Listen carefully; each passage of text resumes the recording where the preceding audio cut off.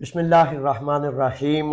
अस्सलाम वालेकुम। सवाल बहुत ज़्यादा तादाद में ये आ गया है कि जब 3 साल के लीगल पेपर्स मिल जाते हैं, आपके पास कार्ड आ जाता है, तो आप कितनी मुद्दत अपने मुल्क में रह सकते हैं, उसको रिन्यू कैसे होगा, क्या दूसरा एनसीमा दूसरे मालिक के पास काम किया जा सकता है, अगर मालिक एनसीमा नहीं दे रहा, हकूक सल्ब कर रहा है, तो क्या करेंगे।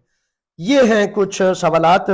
और सवाल लिखने वाले शहजादे का नाम है शाहजेब कमर और यूट्यूब J.Aslam पर यह सवाल लिखा गया है। शाहजेब कमर लिखते हैं कि 3 साल वाले पेपर्स पर पाकिस्तान कितने महीने रह सकते हैं। अच्छा, इसमें नौजवानों ये बड़ा लाजिम है, बड़ा जरूरी है, इसमें वजाहत कानून ने यूनानी इमिग्रेशन लॉज में नहीं की गई।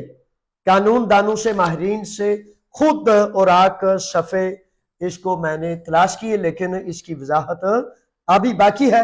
तो इसमें बहुत ज़्यादा मुहतात तरीके से अक्सर व बेशतर माहिरीन का कहना यह है कि 1 माह से जायद ना रहे, लेकिन कामन जो ज़्यादा अफराद की राय है उसमें मैंने ये पाया है कि 2 माह से ज़्यादा ना रहे।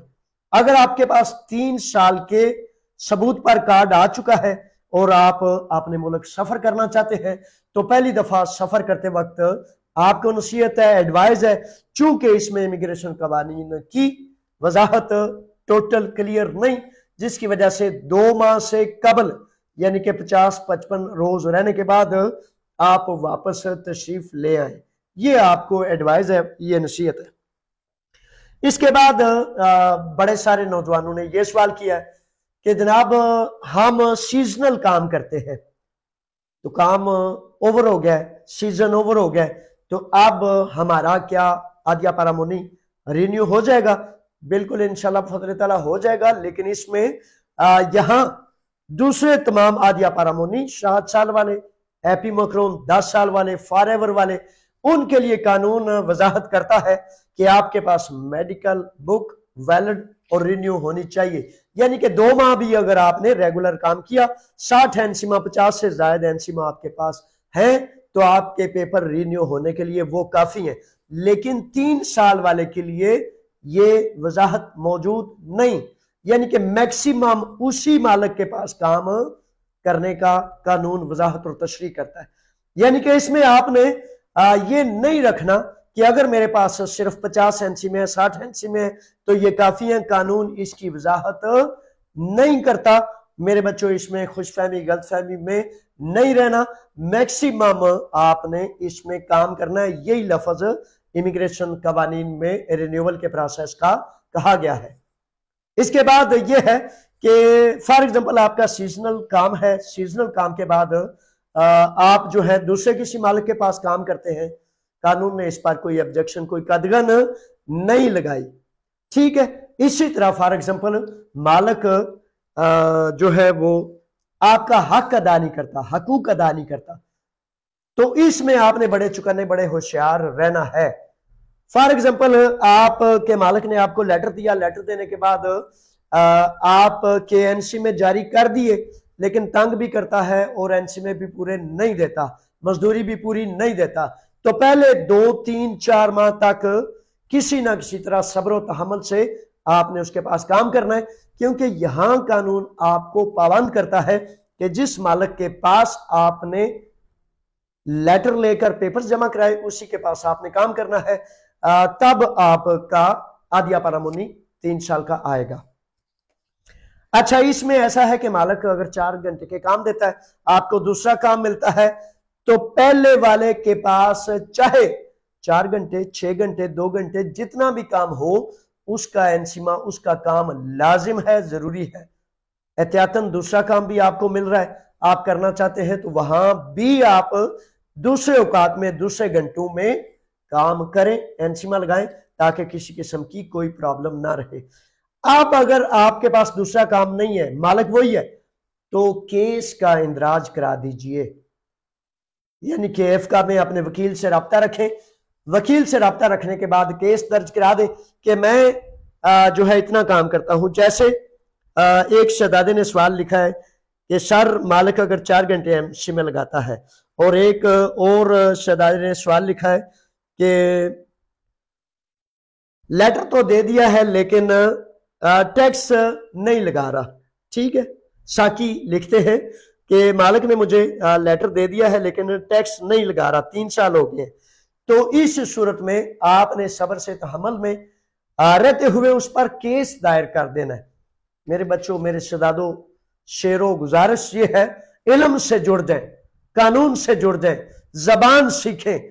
जब ये सारी चीजें आप सीख जाएंगे तो इंशाल्लाह कोई फर्द आपको चीज नहीं कर सकता, कोई धोखा नहीं दे सकता, आपका हक कोई नहीं दबा सकता। तो जब आप केस दायर करेंगे, आपको मालिक काम से बर्खास्त करता है, तब भी फौरी तौर पर एपिथ्योरेसिया अर्गासिया यानी कि इपुर्गियो अर्गासिया में आप केस इंतराज कराएंगे। आप अगर बीमार हो गए हैं, बीमारी के 3 रोज के अंदर जो ही आपको अनापिरिकी आदिया मिलता है यात्री की, फौरी तौर पर मालिक को देना है ताकि आगाह हो। अगर 3 रोज में आपने ना दिया तो वो आपको काम से निकाल देगा, फिर उसका राइट बनता है। अगर आप आदिया के दौरान, मेडिकल लीव के दौरान है, तो मालिक आपको नहीं निकाल सकता। उस सूरत में तनख्वाह ना देने की सूरत में या किसी के सकम में, एनसीमा का मामला जो है, साबका नाम ईका था, अब एफ का है, और मालिक और मजदूर के दरमियान हक और हकूक, पैसे मजदूरी का ना देना जो है, उसका नाम एपिथ्योरेसिया अर्गासिया या इपुर्गियो अर्गासिया है। तो तमाम केसेस में काम आपने उसी के पास करना है जब तक आपके पास जो है सबूत नहीं आ जाते, दलील नहीं आ जाती, 3 साल का कार्ड नहीं आ जाता।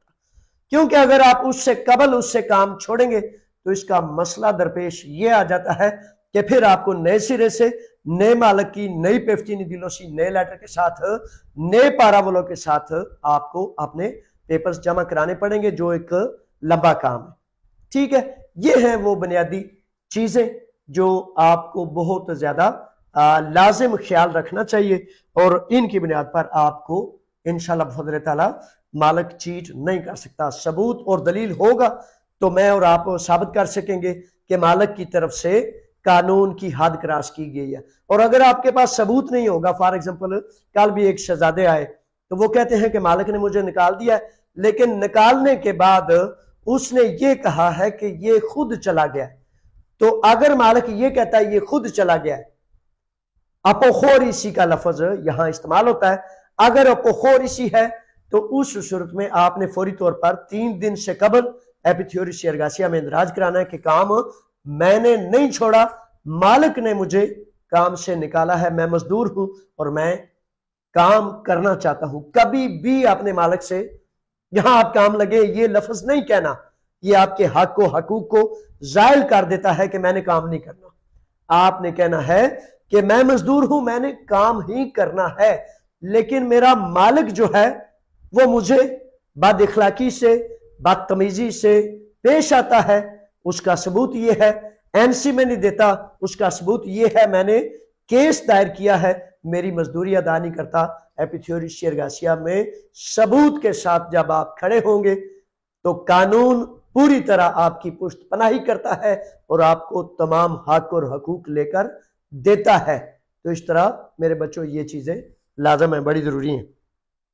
आखिर में ये कहता हूं कि गैरतमंद और हया वाले लोग गैरतमंदों के साथ खड़े होते हैं।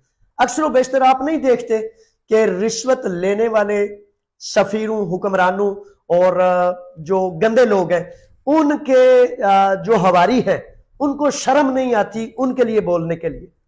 आप जो शरीफ हैं तो शरीफों को क्यों शर्म आती है कि किसी मजलूम के साथ खड़े हो, अल्लाह का हुक्म सर बुलंद हो, जुल्म टूटे।